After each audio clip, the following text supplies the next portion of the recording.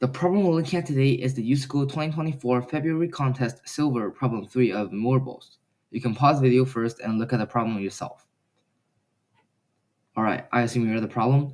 So basically, in this problem, you are Elsie and you're playing your cousin Bessie.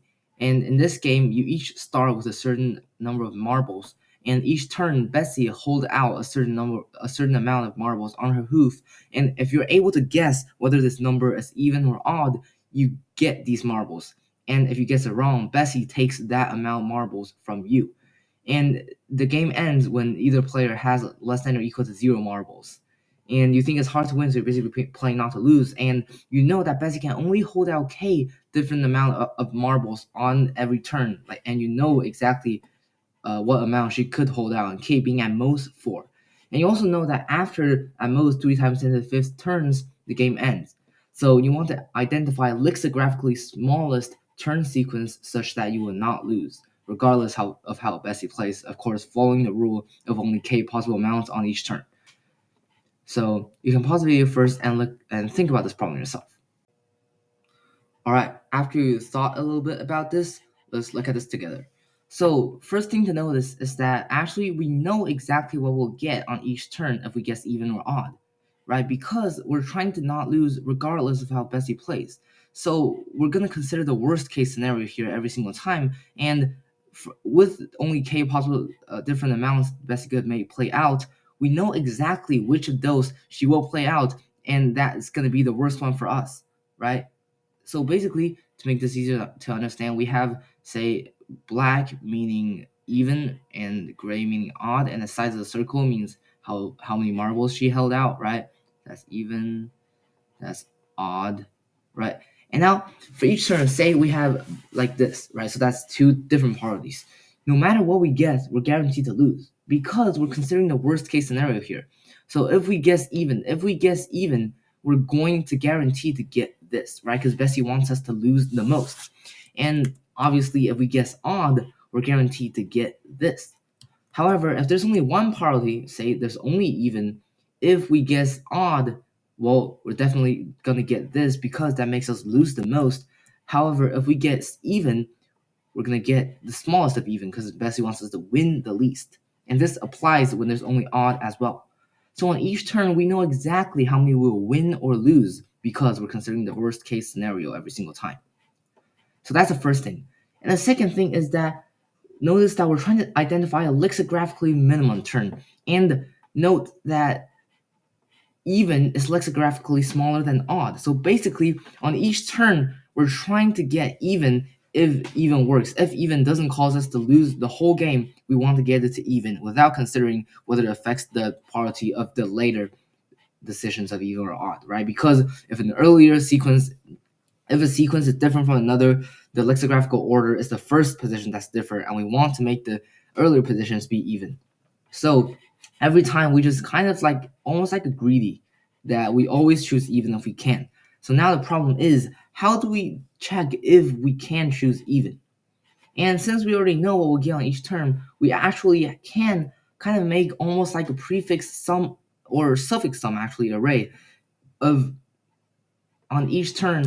I'm gonna delete all of these on each turn to determine whether we can choose even. Say we're on this turn, to determine whether we can choose even or odd on this turn, we actually can use a suffix sum that calculates the best case scenario instead of worst, the best case scenario on the half after I.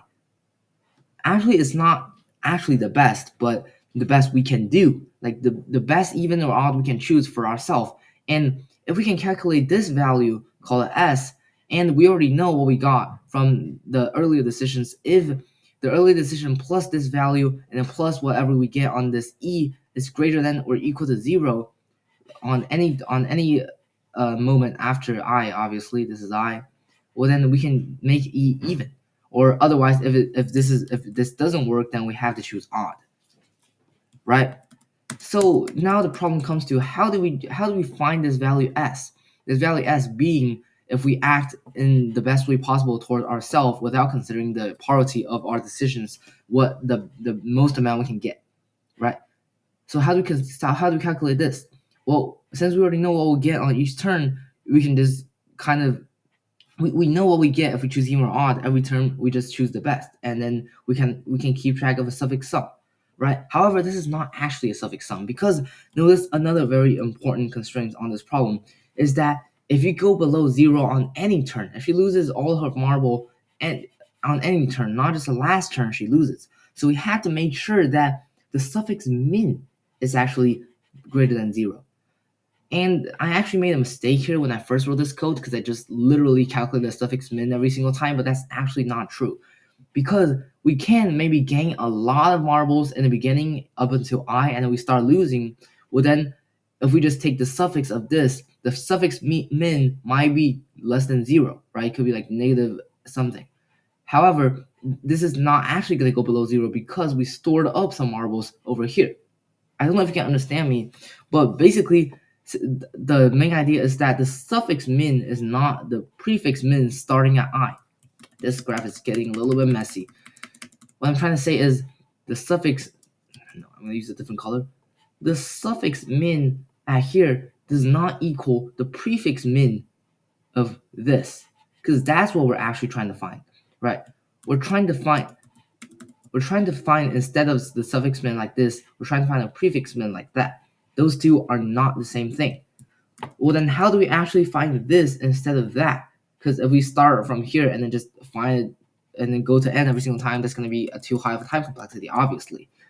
So the solution actually offered a clever idea here. We kind of take the suffix sum, except every single time we take the min with a zero. This is going to be a little bit hard to explain in the video, so after I post this code in the comments, you can look at the code, and I have a lot of explanation in the code, especially in the beginning section. I explained how to solve this in this paragraph. You can read that later. So anyways, basically using that method, we can, in a linear complexity, pre-process the the suffix, prefix, min, whatever you call it, beforehand. And now every single time we just look at what we get if we choose even or odd, while also keep tracking of the amount of marbles we have right now.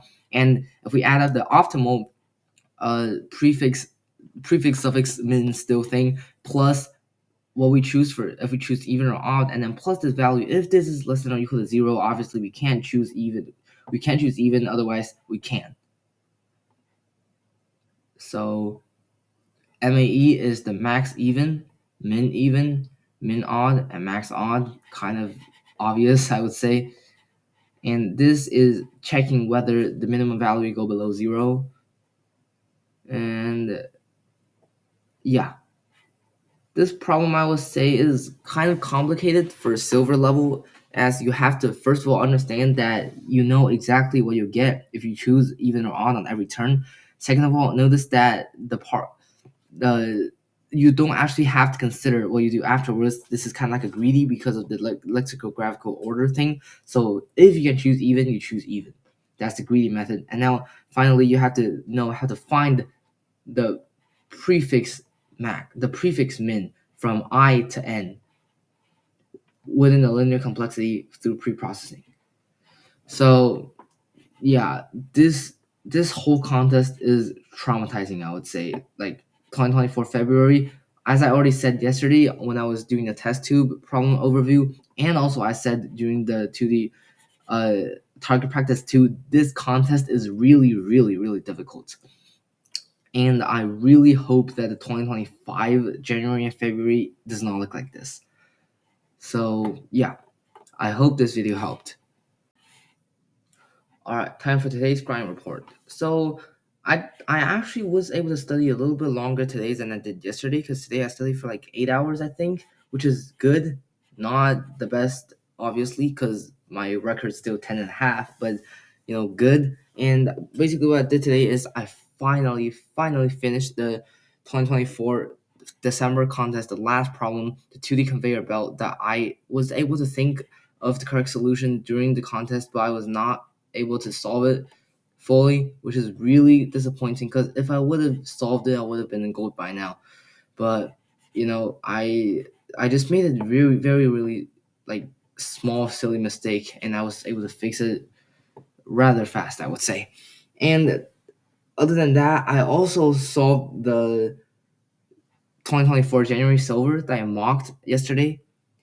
and there's three pretty good problems that we'll be doing overview over pretty soon. And finally, I mocked the 2023 February Gold, which is this one, 2023 February Gold, and this is a really weird contest because the first one is super easy. I solved it within 50 minutes, but if I knew it was that easy, I probably could have solved it in like 30. And the other two are surprisingly hard. The second one, I thought of like part of the correct solution, the 3DP, but I was not able to completely solve it. And piling papers is just way too difficult for me. I couldn't even understand the problem, basically. So yeah, I would say today I was like I'm like on track because 8 hours good enough. So I just hope I can do this for the rest of winter break. Then still lock in even after school starts. Then I might have a chance for January.